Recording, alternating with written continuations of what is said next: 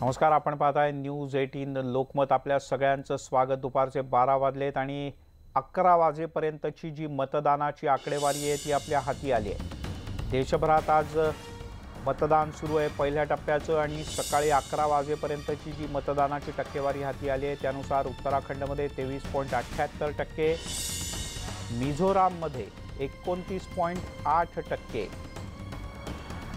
तेलंगणा जिथे विधानसभेकरता सुद्धा मतदान होत आहे 22.84%, तर मेघालयमध्ये 27%, अरुणाचल प्रदेशमध्ये 27.48%, मणिपूरमध्ये 35%, बिहारमध्ये 20.31% आणि अंदमान निकोबार या केंद्रशासित प्रदेशात आतापर्यंत